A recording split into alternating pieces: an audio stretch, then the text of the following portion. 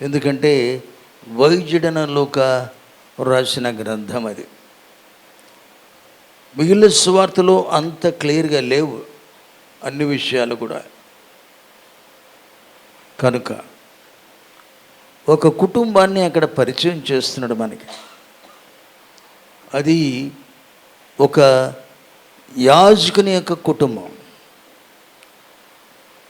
అతడు యాజకుడే, తన భార్య కూడా, ఇద్దరు కూడా యాజక కుటుంబంలోంచి జన్మించిన వారే. ఎంత ఆశ్చర్యం! మనం ఒక యాజక కుటుంబంలో ఉన్నట్లయితే ఎంత దీవెనకరంగా ఉంటుంది. కుటుంబం అందరికీ కూడా గొప్ప ఆశీర్వాదం. తన పేరు, ఈ యాజకుని పేరు ఏంటంటే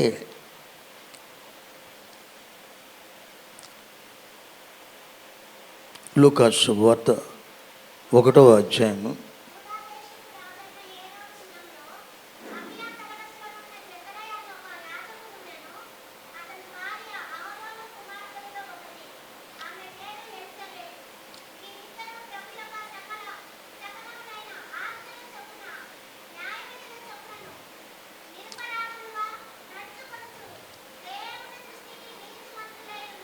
'ప్రైజ్ ద లార్డ్'.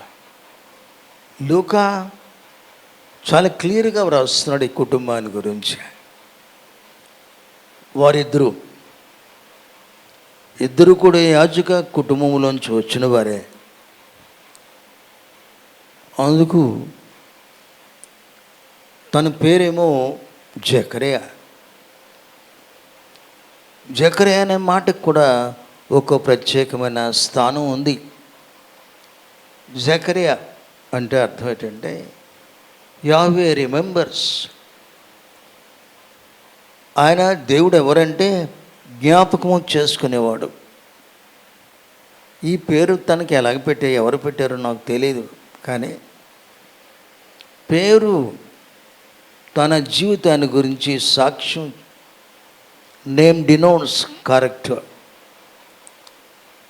తల్లిదండ్రులు మనకు పేర్లు పెట్టేటప్పుడు వాళ్ళని వెళ్ళి సేవకులను అడుగుతారు, ఇలా నా కూతురికి పేరు లేదా నా కొడుకు పేరు.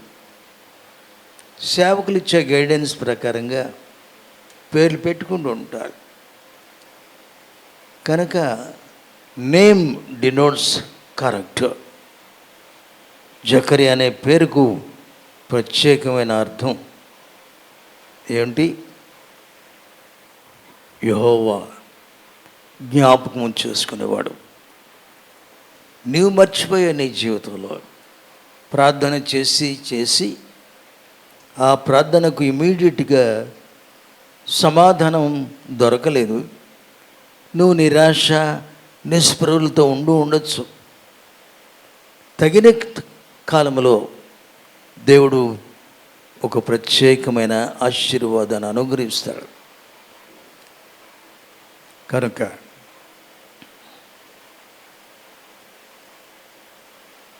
నీ పేరే ఏమని పేరు పెట్టాడు? Yahweh remembers. ఆయన మర్చిపోయేవాడు కాదు. నీ ప్రార్థన ఆయన మర్చిపోలేదు. నువ్వు చేసి అలసిపోయి ఇంకెందుకులే నా ప్రార్థనకు జవాబు రావడం లేదని నీవు మౌనంగా ఉండిపోయేవేమో. ఆ సమయంలోనే దేవుడు ఒక ప్రత్యేకమైన సందేశాన్ని పంపిస్తా. జకర్యా భయపడొద్దు నీవు. ఎందుకంటే తనకి బిడ్డలు లేరు. ఆ కుటుంబంలో మరి మూడో వ్యక్తి ఎవరు కూడా లేరు. కానీ దేవుడు జ్ఞాపకం చేసుకొని తనకి ఒక కుమారుని అనుగ్రహించాడు. దేవునికి మహిమ కలుగుగాక. తన కుమారు భార్య పేరేమో ఎలిజబెత్. ఎలిజబెత్ అంటే అర్థం ఏంటంటే ఎల్ ఈజ్ మై ఓత్. దేవుడే నా జీవితానికి ప్రమాణమై ఉన్నాడు. ఎంత ఆశ్చర్యం! దేవునికి తనకి ఉండే బాంధవ్యం, అలాగనే జకర్యాకు దేవునికి ఉండే బాంధవ్యం, ఇది ఎవరు కూడా వేరు చేయలేరు. దేవునికి మనకి అట్లాంటి సంబంధ బాంధవ్యాలు మనం కలిగి జీవించగలిగినట్లయితే ఎవరు కూడా వేరు చేయలేరు. మన బ్రతుకు దినములన్నీ కూడా ఆయనను మనం ప్రచురపరుస్తాము, పరిచయం చేస్తాము అందరికీ. కనుక ఈ కుమారుడు కలిగినందున జకర్యాకు చాలా సంతోషం. అందుకని లూకా రాస్తూ ఉన్నాడు, మీరు ఈ లూకా శుభవార్త 1వ అధ్యాయంలో 14 నుంచి 17 వచనాల వరకు కూడా ప్రత్యేకమైన సందేశం అది. 14వ వచనం, అతడు ప్రభువు దృష్టికి గొప్పవాడు.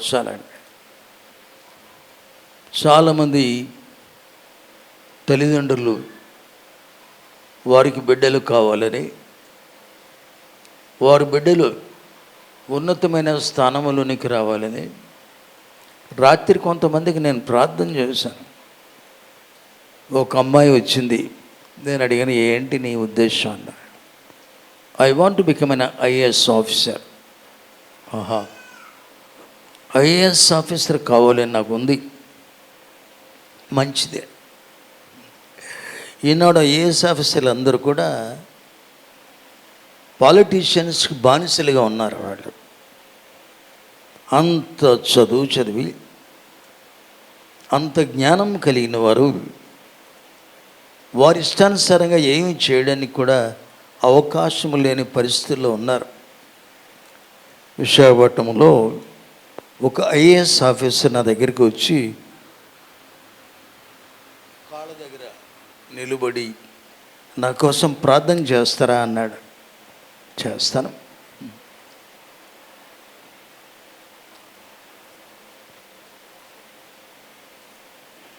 దేవుని సేవకుడు ఏమైనా ప్రార్థన చేస్తే ఏదైనా ఆశీర్వాదం వస్తుందేమో అని కొంతమంది అనుకుంటారు.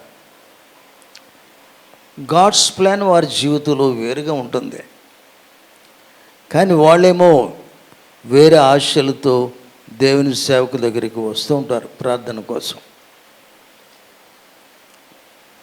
గాడ్స్ ప్లాన్ ఈజ్ డిఫరెంట్ మన జీవితాల్లో. అందుకనే పేరుకు తగిన జీవితం అందరికీ ఉండకపోవచ్చు. నేను మా మమ్మీని అడిగాను, మమ్మీ నాకు ఎందుకు ఈ పేరు పెట్టావు నువ్వు? కాంపౌండ్ నేమ్ అంటే నాకు పాల్ అనే కాదు, ఆర్థర్ పాల్ అని పెట్టింది. ఆర్థర్ గురించి నేను అడిగాను.